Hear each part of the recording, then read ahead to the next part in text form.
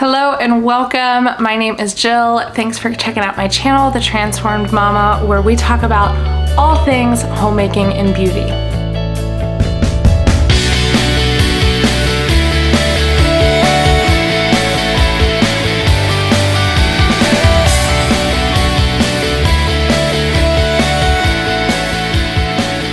This is my first YouTube video on homemaking.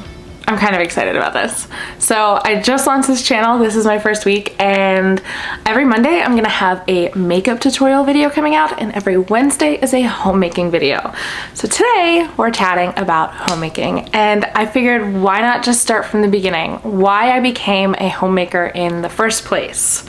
So let's get into it. So first, I want to kind of define what homemaker means to me. Homemaker to me is the person who oversees all of the activities, the ultimate caretaker for the home, takes care of the day-to-day routines, and oversees all of the household responsibilities. Now, this doesn't mean that this person is solely responsible for cleaning and caring for the entire home by themselves. It involves a lot of delegation. For example, in my home, I do clean most of it, but the one room that I loathe the most is bathrooms. And so since I do care for most of the home, my husband and I have talked about it, and he has graciously agreed that he will clean the bathrooms. He is an angel sent from heaven above. But yeah, so it's just a lot of delegation, and I'm the one who knows pretty much what's going on, whose appointments are when and where we need to be at what times and so forth. And so that's kind of what homemaker means to me, is really embracing the role of the person who primarily takes care of the home and everyone in it. Now, I want to make it clear before I dive into anything else that I am not against women who pursue careers outside of the home. This video and content that I make is directly created for women who want to be homemakers, are currently homemakers, or want to learn more about homemaking. Now, starting from the beginning, how I even became a homemaker is, truthfully told, I didn't want to. Never thought I was going to. I had a totally different idea for what I thought I was going to be doing with my life. I grew up in a pretty traumatic childhood that you will come to learn in future videos if you decide that you want to keep watching. But I came from a pretty traumatic childhood. My mom was a full-time waitress. My stepdad was a truck driver, and there was a lot of tension. There was a lot of drug use in my family by guardians, and so there was a lot of problems. There was a lot of financial insecurity and worry just surrounding finances. And so I swore to myself that I would never put myself in a position where I couldn't financially support myself. So I told myself from the beginning, I was like, you know what? I'm gonna go to college, I'm gonna get a career. If I have children, they're gonna go to daycare. I'm not gonna be home, I'm gonna be working. I'm going to be the breadwinner for my family. Well, God showed me that I am not in control. But I mean, I did. I went to college. I have a bachelor's degree in criminology. I worked as a victim's advocate. I specialized in working with victims of domestic violence and sexual assault, and I loved my career path, and I was on the path that I thought I was in control of. However, in 2017, things changed whenever I was in a really bad car accident on my way to work. I was smashed between two SUVs, and I was in a little sedan, and it resulted in me having 2 brain bruises and a grade 3 concussion. And I couldn't drive for a very long time because of it, which meant I had to leave my job. There was a lot of up in the air for a long time. I was in physical therapy and vestibular therapy for about 1.5 years, and just a lot of unknown. I bounced back and forth between jobs that I could sit at primarily and didn't involve a lot of driving. I went to an old job that I worked at previously. I worked at a bank, tried all the things, just they weren't working. And so my husband and I sat down and we looked at our finances, and at the time I was representing a different MLM company that I really loved, and I still really love, but I don't work that business anymore. But at the time, we had made the decision that we could financially afford for me to come home and try to pursue that career full-time from home and start that business while my husband took care of all the finances. And that was a really big step to have to take. First of all, that's a lot of unknown. I'd never fully been my own boss before, so I had a lot of growth that I had to go through that. And truth be told, looking back, I was not working my business full time. And so that's why nothing ever came from it.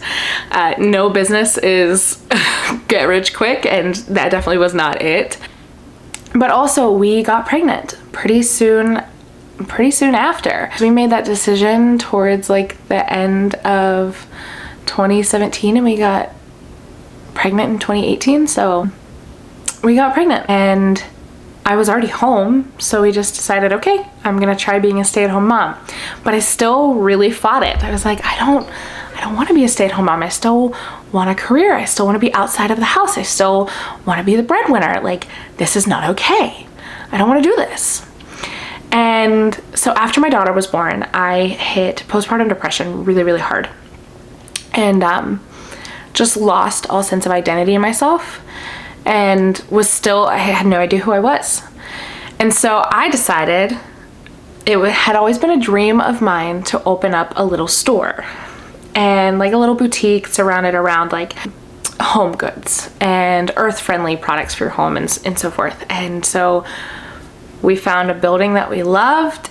The stars just happened to align, at least we thought they were, and we were like, great, let's do this while my baby is 4 months old. And so we decided to open a store, and right in the process of renovating the building and getting ready for opening day, the pandemic happens and the world shuts down. The world shut down literally the week we were supposed to open the store and have the grand opening. Whew. If God's ever giving you a sign not to do something, that was probably it. But it's okay. We pushed on and ran the store for a year. And starting any business, but specifically a store at the start of a pandemic, not easy. But I was still determined to work outside of the home. So we had the store for a year, closed it after a little less than a year actually. And I still felt like there was this void, this hole. And at this point, I even felt like a failure, because now it was like, well, I don't want to be home, and now I couldn't even make success out of that dream that I had. So now I even had this sense of failure. So fast forward to 2021, and my husband gets a call that he needs to come down to a plant in South Carolina for work and do a week-long event, and they said that our whole family could come.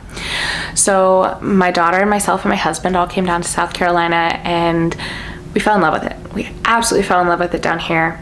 And at the end of the week, my husband kind of helped convince them that they needed a permanent position. And so they created the position. My husband interviewed for it. And in October of 2021, we found out that he got the job. And now we had to move our whole family from Pittsburgh down to South Carolina. And so this became a really big shift in my life with my mindset around homemaking. I was all gung-ho for moving. I've moved so many times in my life. I've always wanted to move back down south. Where we live is really close to the beach, and the beach is my favorite place in the world.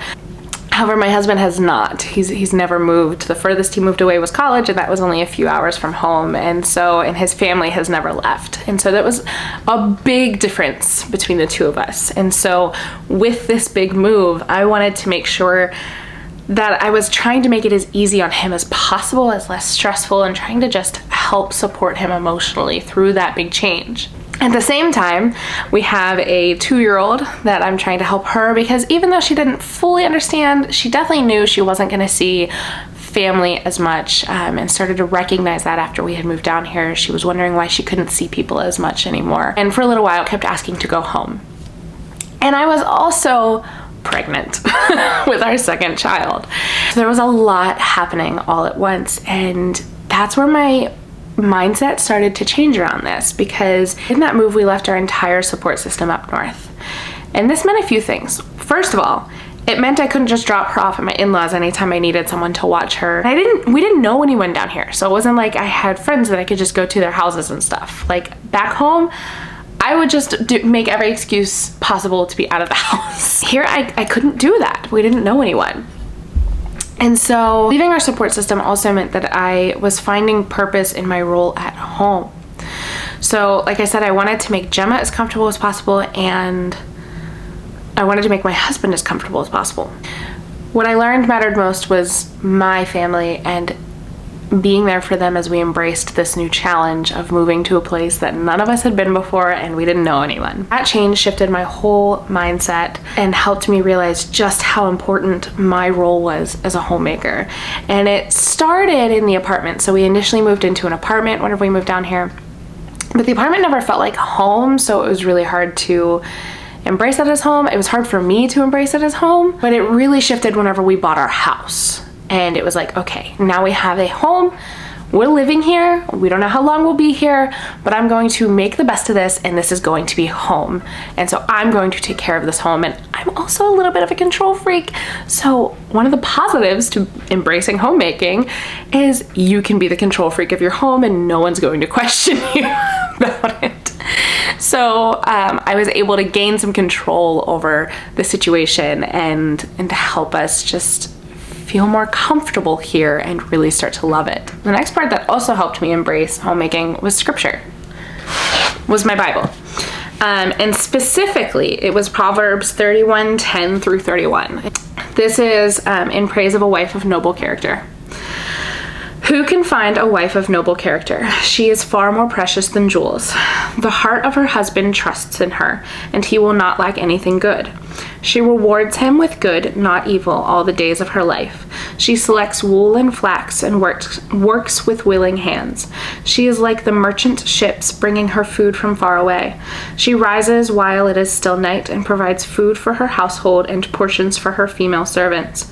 She evaluates a field and buys it. She plants a vineyard with her earnings. She draws on her strength and reveals that her arms are strong. She sees that her profits are good, and her lamp never goes out at night. She extends her hands to the spinning staff, and her hands hold the spindle. Her hands reach out to the poor, and she extends her hands to the needy. She is not afraid for her household when it snows, for all in her household are doubly clothed. She makes her own bed coverings. Her clothing is fine linen and purple. Her husband is known at the city gates, where he sits among the elders of the land.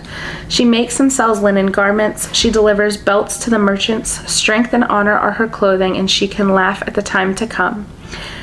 Her mouth speaks wisdom, and loving instruction is on her tongue. She watches over the activities of her household and is never idle. Her children rise up and call her blessed. Her husband also praises her. Many women have done noble deeds, but you surpass them all.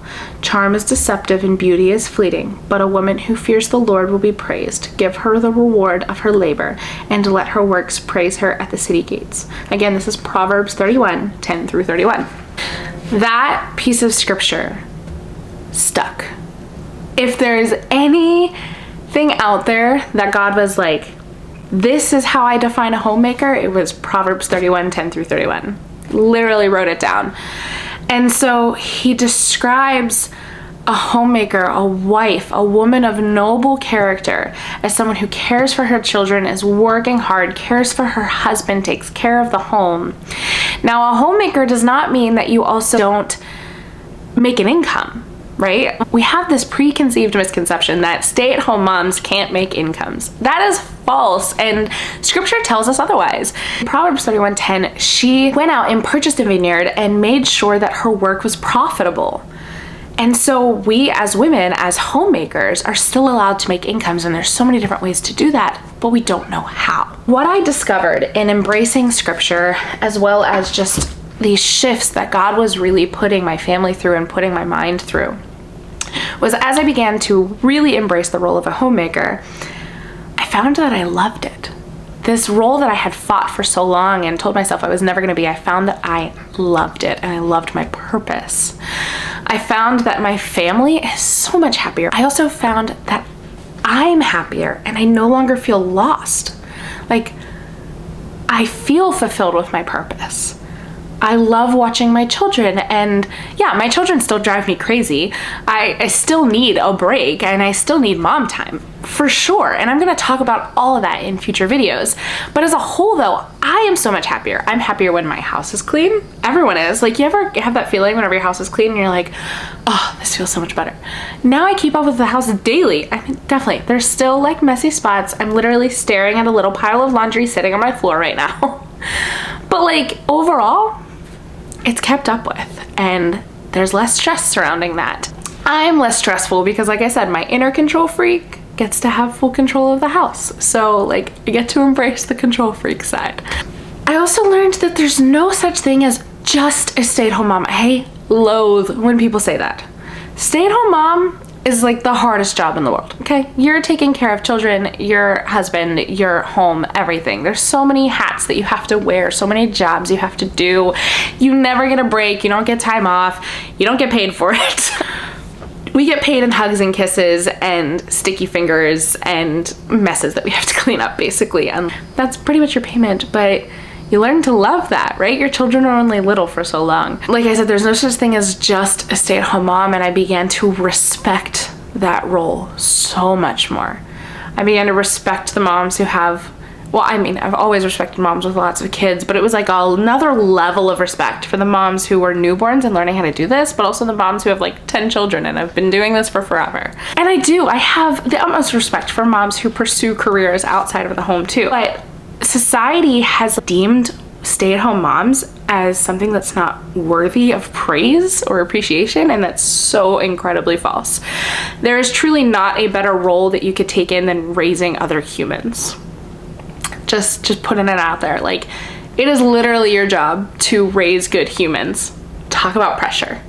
That's one of the hardest jobs in the world, and God has called you to do that. God gave you your children for a reason, and I'm so thankful that he gave me my children and handpicked me to be their mom, and it's terrifying being a parent.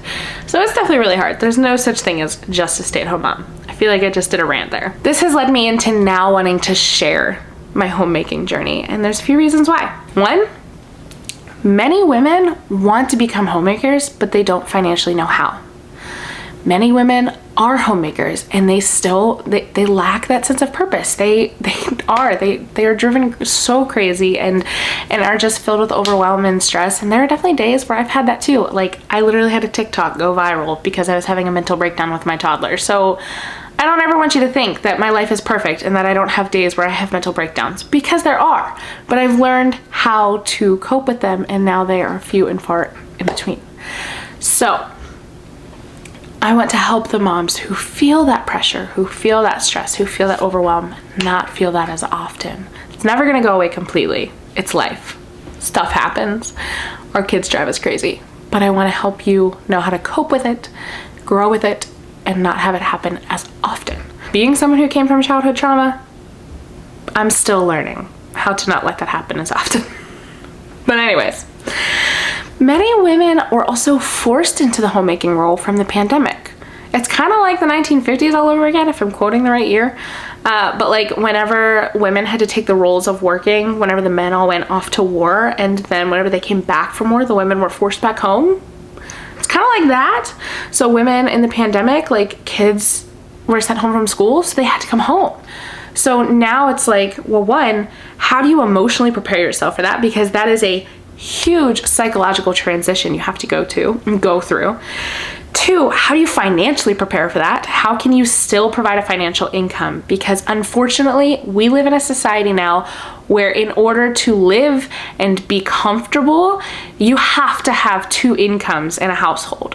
And so, like, how are women able to then provide that income while being home full time? So my goal is to share scripture that will help women learn to absolutely love their role. I'm gonna share tips and tricks on how to make homemaking easier, how to keep up with your house better, how to establish routines, and some fun hacks for the house. I wanna show women how they can still earn an income while working from home. And I want to mostly help women feel confident in embracing this role that God has called them into.